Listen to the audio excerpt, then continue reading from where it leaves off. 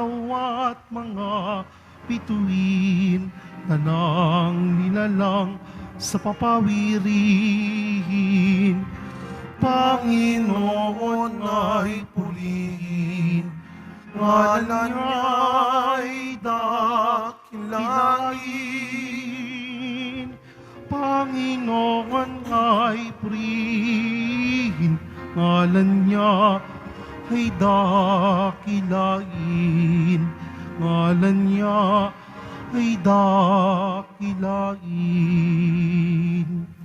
Sa ngalan ng Ama at ng Anak at ng Espiritu Santo, Amen. ang pagpapala ng ating Panginoong Hesukristo, ang pag-ibig ng Diyos Ama, at ang pakikipagkaisa ng Espiritu Santo naway sumainyong lahat.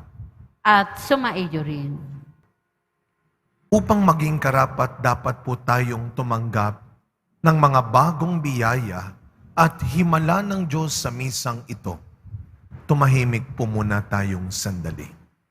At nang may kababaang loob kasama ni Maria, humingi po tayo ng awa at patawad sa Diyos sa lahat ng inisip at ginawa nating kasalanan.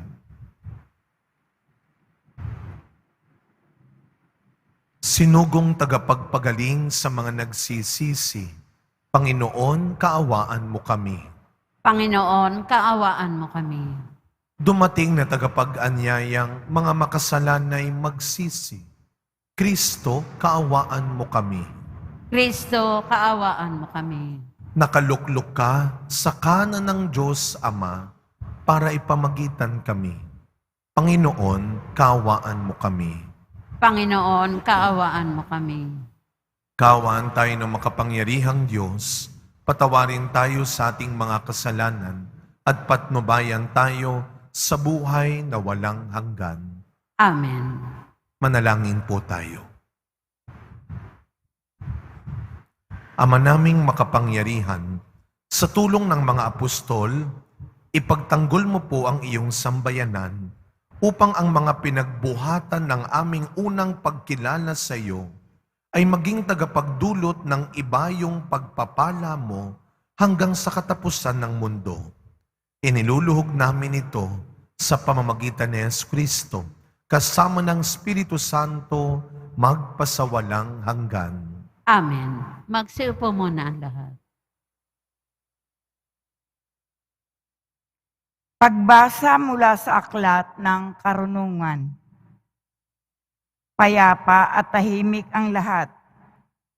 Nangangalahati na ang gabi. Walang ano-ano'y.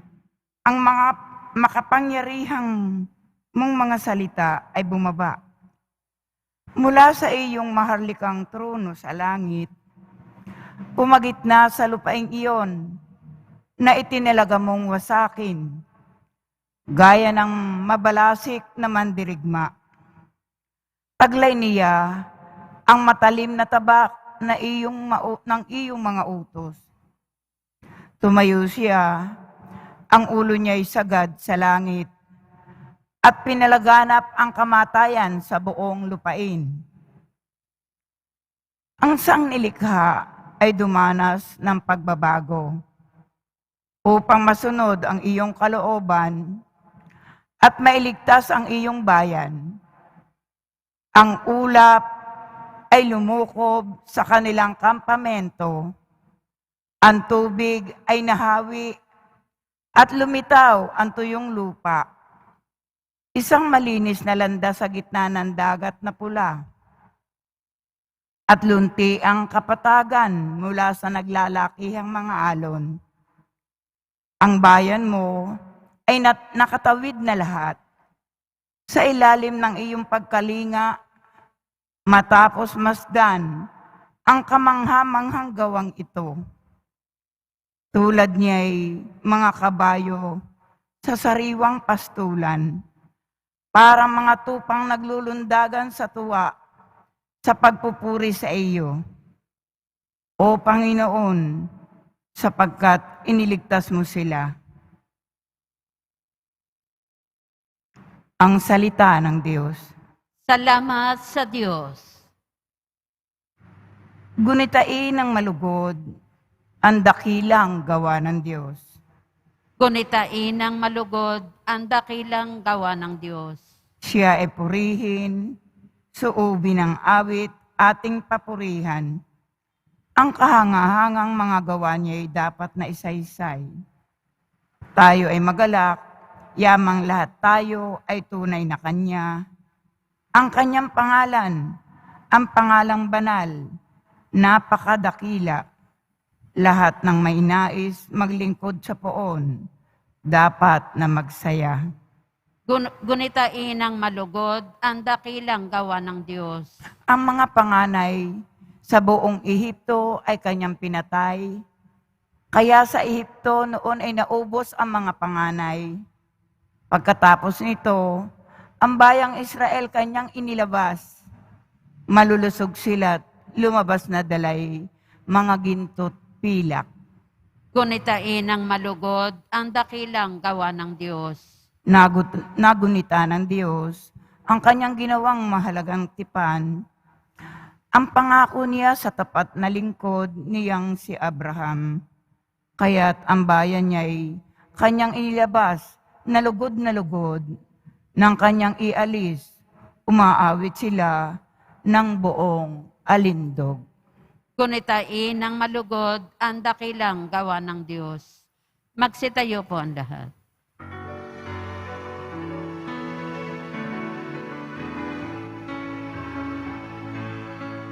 Hallelujah,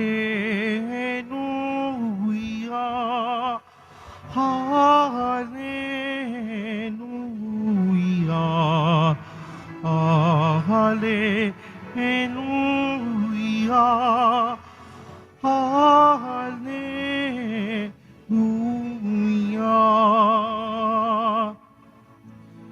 Tayo'y tinawag ng Diyos upang magningning na lubos sa aral ni Kristo Jesus. Hallelujah. Hallelujah. Hallelujah. Hallelujah.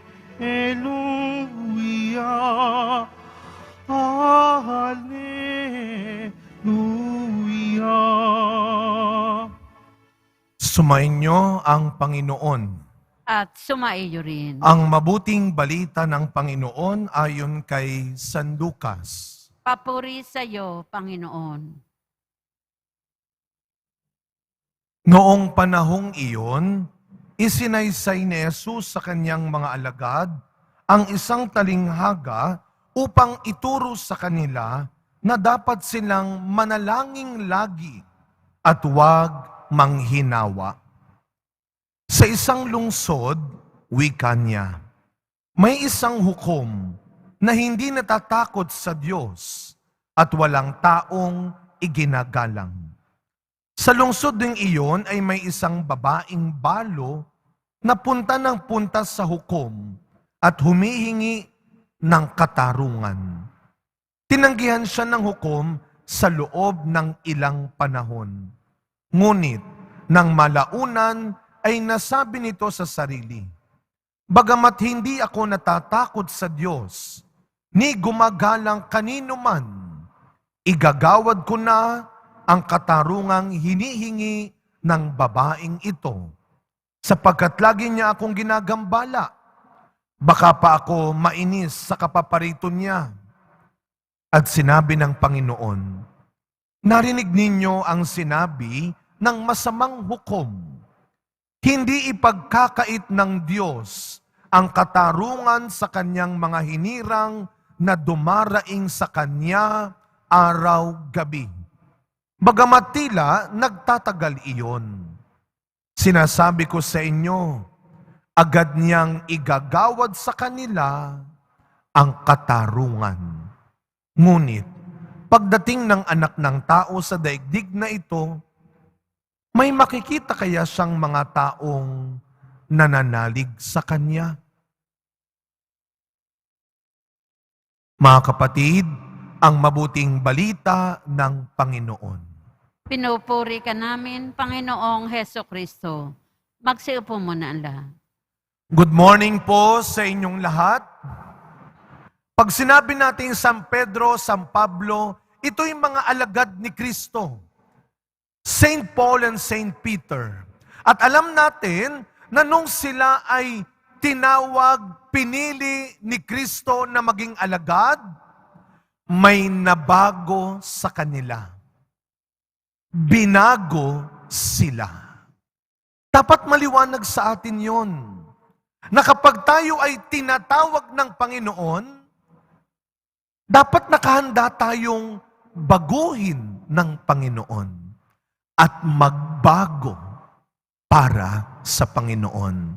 Halimbawa na lang, kapag tayo po ay nagsisimba, kapag kayo ay pumapasok ng simbahan, kapag kayo ay nagpupunta ng Quiapo, hindi lamang kayo nagpapahayag ng inyong debosyon sa Poong Nazareno. Hindi lang ito nakagawian na. Hindi lang ito isang panata. Kapag tayo ay nagpupunta sa simbahan, maliwanag. Dapat nakahanda ka sa pagbabagong kaya at gustong gawin ng Diyos para sa iyo. Kaya nga sa ating unang pagbasa, yung gitnang bahagi ng unang pagbasa ng Aklat ng Karunungan, ang sabi dito, ang sanlinikha ay dumanas ng pagbabago upang masunod ang kalooban ng Diyos. Ang sanglinikha upang maligtas ay binago ng Diyos. Sana tayo ganun din. Pag nagdadasal tayo, hindi tayo diktador sa Diyos. Pag nagdadasal tayo, hindi tayo parang isang batang nagwawala pag hindi binigay kagad ang hinihingi niya. Bakit hindi na nagsisimba yung kaibigan mo? Bakit hindi na nagsisimba yung kapatid mo? Bakit hindi na nagsisimba ang mga kakilala mo? Kahit ikaw, ba't kailangan mo pang pilitin na ulit magsimba? Dahil hindi kagad nabigay ang gusto mo? Dahil hindi mo nakuha kagad yung gusto mo? Matanda ka na, para ka pa ring batang humingi. Tandaan natin mga kapatid, pag nagdadasal tayo, dapat may kasamang pagtitiwala. Na hindi man ngayon, sa panahon, sa tamang oras ng Panginoon. Marami kang pwedeng gawing plano. Marami kang pwedeng isiping maganda. Pero sana lagi mong tatandaan, the value of a persistent prayer is not that at last God heard my prayer. No. But at last, I heard God. Kaya nga yung ating kwento sa Ebanghelyo, yung balo, ilang panahon, hindi lang oras, hindi lang araw, sa mahabang panahon, pinaasa siya ng hukom. Tumigil? Hindi. Ganon din sa Panginoon. Huwag kang titigil kagad. Huwag kang susuko kagad. Hindi man ngayon, hindi man dito. In God's own way and time, you will receive kung ano ang sapat at dapat para sa iyo. Sa pagpapatuloy na misa natin, mga kapatid, araw-araw, nakikinig ang Diyos. Araw-araw, nakikita ka ng Diyos. Araw-araw, nararamdaman ka ng Diyos. Isa lang ang hinihingi niya sa iyo. Tiwala. Magtiwala ka sa kanyang natatanging panahon, sa kanyang natatanging paraan. When you pray, trust, believe. Amen. Magsitayo po ang lahat.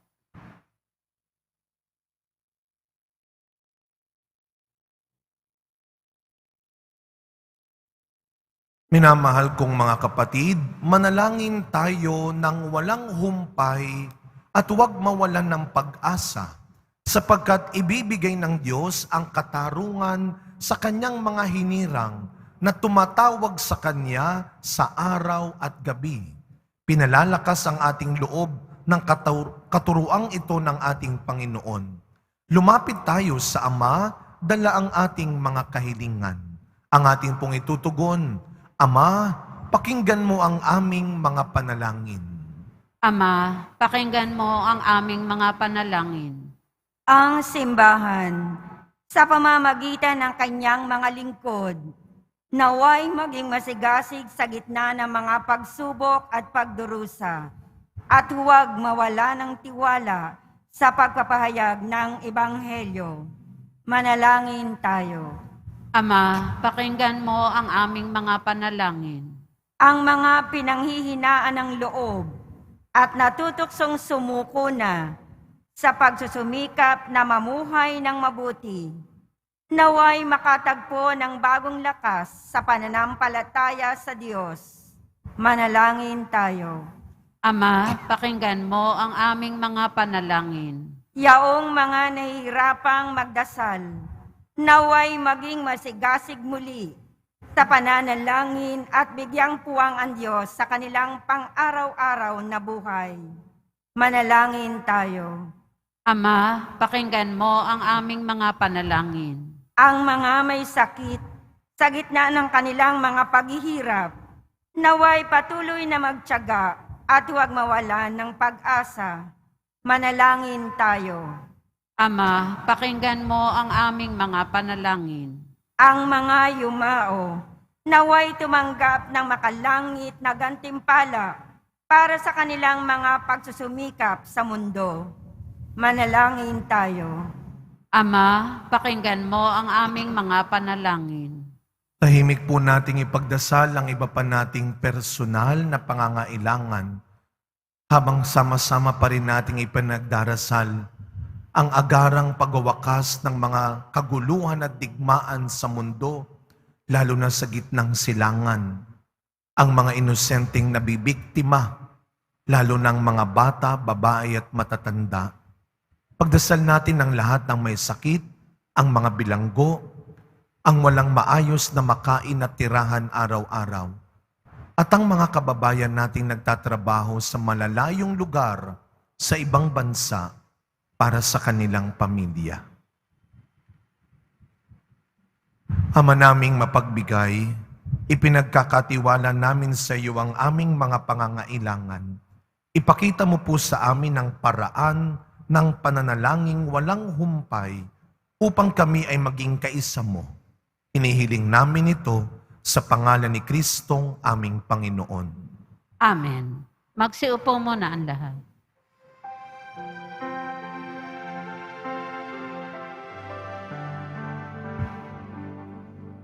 Itong alak at tinapay ay handog sa'yo, Ama.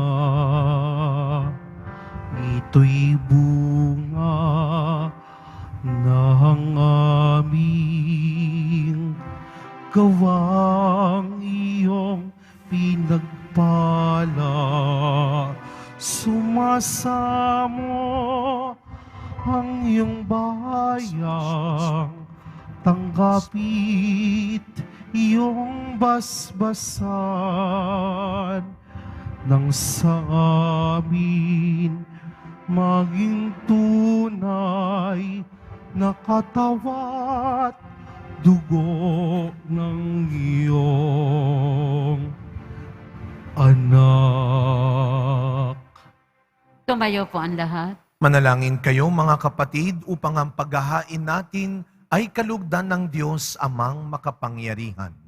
Tanggapin nawa ng Panginoon itong paghahain sa iyong mga kamay, sa kapurihan niya at karangalan, sa ating kapakinabangan at sa buong sambayanan niyang banal. Ama naming lumikha, sa aming paghahain ng paglilingkod sa iyo, hinihiling namin kami kaawaan mo upang ang katotohanang ipinamana sa amin ng paglilingkod ni na Apostol San Pedro at San Pablo ay manatiling dalisay sa kaibuturan ng aming pagkatao sa pamamagitan ni Jesucristo kasama ng Espiritu Santo magpasawalang hanggan. Amen. Sumainyo ang Panginoon. At sumaiyo rin. Itaas sa Diyos ang inyong puso at diwa. Itinaas na namin sa Panginoon. Pasalamatan natin ang Panginoong ating Diyos. Marapat na siya ay pasalamatan. Ama naming makapangyarihan, tunay nga pong marapat na ikaw ay aming pasalamatan. Ikaw ang pastol na laging pumapatnubay sa mga kabilang sa nililingap mong kawan. Ito ang ginanap na pananagutan ng giliw mong anak at pastol ng tanan. Ang mga apostol ay kanyang mga katuwang sa pagiging pastol na patnubay ng sambayanan. Kaya kaisa ng mga anghel na nagsisiawit ng papuri sa iyo nang walang humpay sa kalangitan, kami nagbubunyi sa iyong kadakilaan. Santo, Santo, Santo, Panginoon Diyos ng mga hukbo, napupuno ang langit at lupa ng kadakilaan mo. O sana sa kaitaasan, pinagpala ang naparirito sa ngalan ng Panginoon. O sana sa kaitaasan, lumuhod po ang lahat. Ama naming banal, ikaw ang bukal ng tanang kabanalan. Kaya't sa pamamagitan ng iyong Espiritu, gawin mo pong banal ang mga kaloob na ito upang para sa amin maging katawan at dugo ng aming Panginoong Jesucristo. Bago niya, pinagtiisang kusang loob na maging handog. Hinawakan niyang tinapay, pinasalamatan kanya. Pinaghati-hati niya iyon. Iniabot sa kanyang mga alagad at sinabi, tanggapin ninyong lahat ito at kanin. Ito ang aking katawan na ihahandog para sa inyo.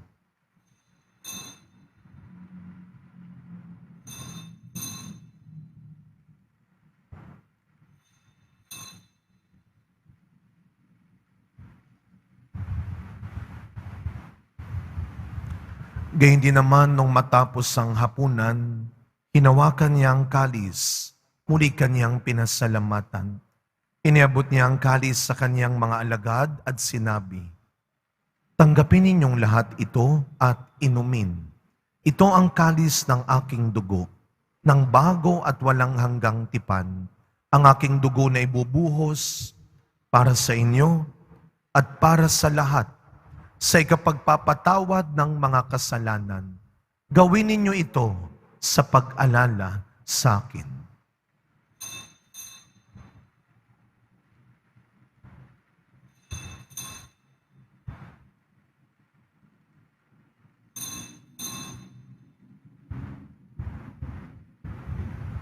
Tumayo po ang lahat. Ang misteryo ng pananampalataya.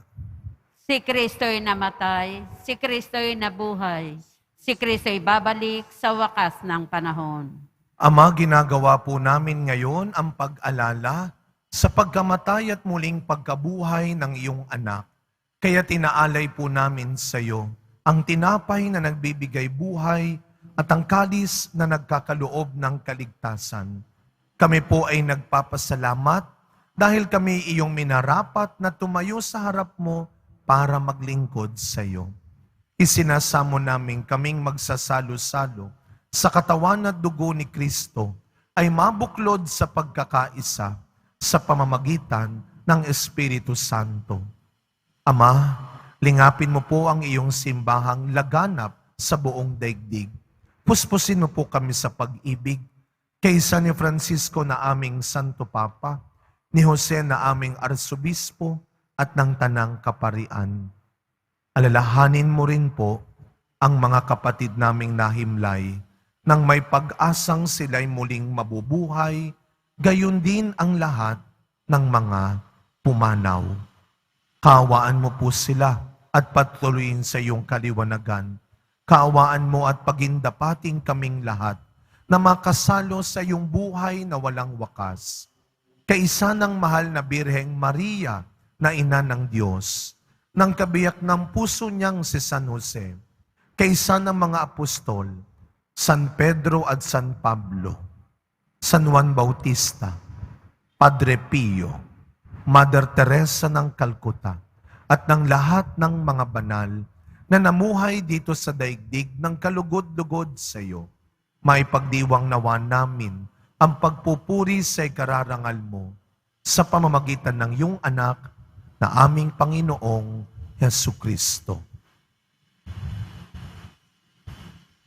Sa pamamagitan ni Kristo, kasama niya at sa Kanya, ang lahat ng parangal at papuri ay sa iyo, Diyos amang makapangyarihan, kasama ng Espiritu Santo, magpasa walang hanggan. Amen. Amen. Amen.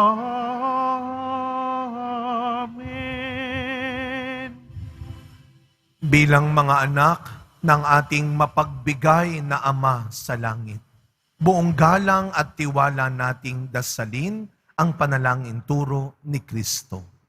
Ama namin, sumasalangit ka. Sambahin ang ngalan mo. Mapasa amin ang kaharian mo.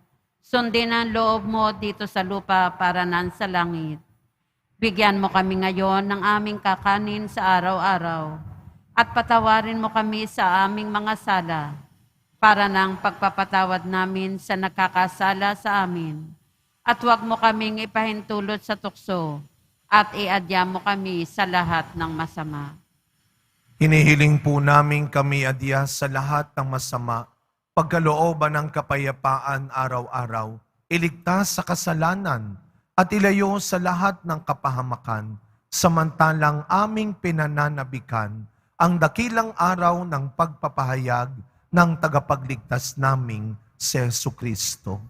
Sapagkat iyo ang kaharian at ang kapangyarihan at ang kapurihan magpakailanman. Amen. Panginoong Jesucristo, sinabi mo sa iyong mga apostol, kapayapaan ang iniiwan ko sa inyo. Ang aking kapayapaan ang ibinibigay ko sa inyo. Tunghayan niyo po ang aming pananampalataya at huwag ang marami at paulit-ulit naming pagkakasala. Pagkalooban mo po kami ng kapayapaan at pagkakaisa ayon sa iyong kalooban, kasama ng Espiritu Santo, magpasawalang hanggan. Amen. Ang kapayapaan ng ating Panginoon ay laging sumainyong lahat. At sumaiyo rin. Maniwala at magtiwala na araw-araw may darating pa ring biyaya at mangyayaring himala. Magbigayan po tayo ng kapayapaan sa isa't isa. Peace be with you po. Kordero ng Diyos na nag-aalis ng mga kasalanan ng sanlibutan, maawa ka sa amin. Kordero ng Diyos na nag-aalis ng mga kasalanan ng sanlibutan, maawa ka sa amin. Kordero ng Diyos na nag-aalis ng mga kasalanan ng sanlibutan, ipagkaloob mo sa amin ang kapayapaan. Magsiluhod po ang lahat.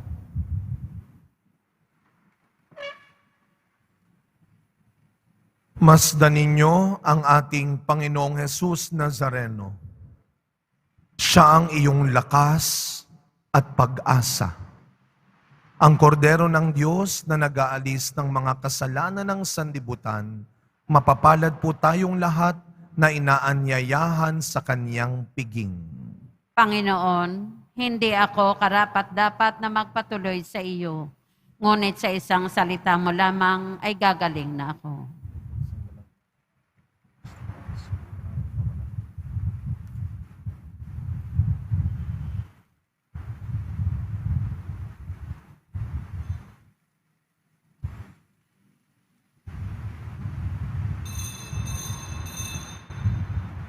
Para sa lahat ng tatanggap ng banal na komunyon, Sasagot po tayo ng amen pagkasabi ng pari o ng lay minister ng katawan ni Kristo. At isubo agad sa bibig bago umalis sa harapan ng pari o lay minister. Sumunod po tayo. Maraming salamat po.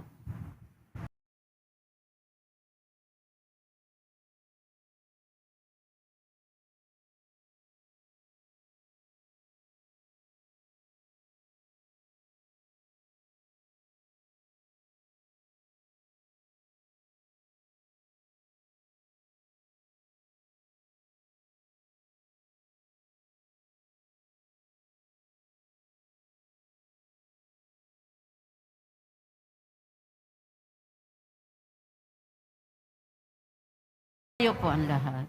Manalangin po tayo.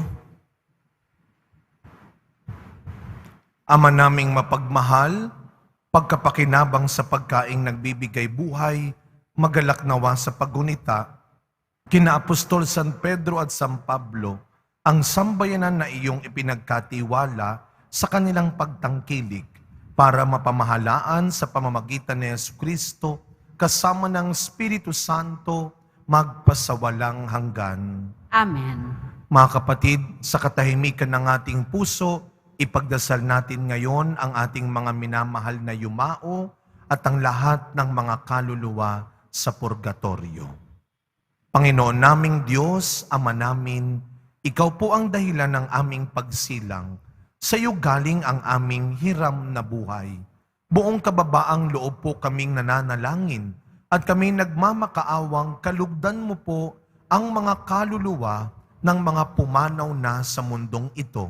Sila naway magkamit ng buhay sa iyong piling. Alisin mo po ang anumang mga karumihan ng kasalanan upang sila ay maging marapat sa iyong walang hanggang kalinisan. Iahon mo po sila mula sa purgatorio at bigyan ng puwang sa iyong kaharian sa langit.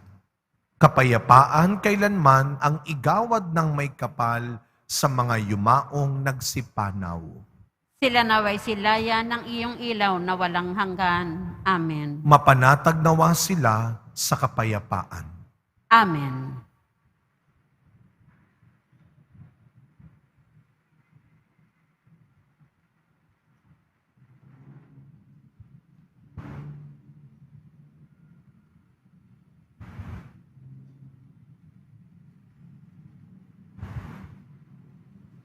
Isama rin natin sa ating mga panalangin ang mga kababayan natin sa Davao at sa iba pang mga probinsyang nakaranas ng matinding lindol. Ipagdasal natin ang kaligtasan ng bawat isa. Ipagdasal po natin ang mga leaders, volunteers na tumutulong sa kanila. Ang simbahan po ng Quiapo ay walang sawang nagpapasalamat pa rin sa inyo pong mga ibinibigay na tulong, donasyon, para sa mga programa at gawain ng ating simbahan. Ang mga pinansyal na tulong sa ating parish office, ang mga in-kind donations sa ating Benedict Building sa likuran. Tayo po ay naghahanda na ngayon ng ating mga pamaskong handog para sa mga regular nating binibigyan at mga bagong mabibigyan pa. Kahit hindi kayo nakakasama, bahagi po kayo ng mga gawaing ito ng ating simbahan. Ang Diyos na ang magbigay ng sapat at dapat na gantimpala sa inyong kabutihan. Sumainyo ang Panginoon. At sumaiyo rin. Yumuko po kayo habang ginagawad ang pagbabasbas.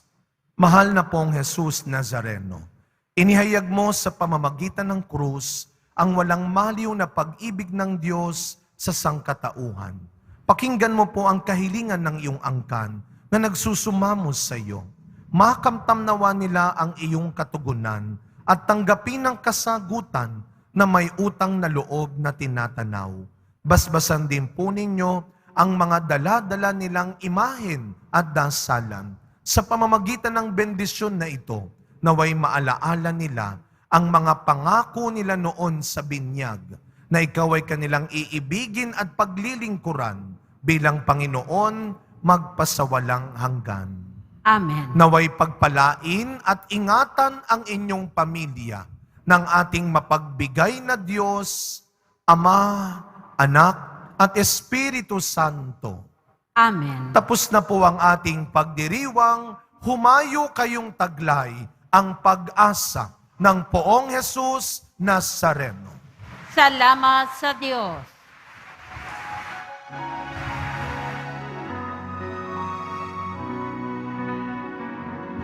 Nuestro Padre Jesus Nazareno, sinasamba ka namin. Pinipintuho ka namin. Aral mo ang aming buhay at kaligtasan. Nuestro Padre Jesus Nazareno, iligtas mo kami sa kasalanan. Ang krus mong kinamatayan ay sagisag ng aming kaligtasan. Nuestro Padre Jesus Nazareno, dinarangal ka namin. Nuestro Padre Jesus Nazareno, ninulwalhati ka namin. Nuestro Padre Jesus Nazareno, dinarangal ka namin. Nuestro Padre Jesus Nazareno, nilulwalhati ka namin.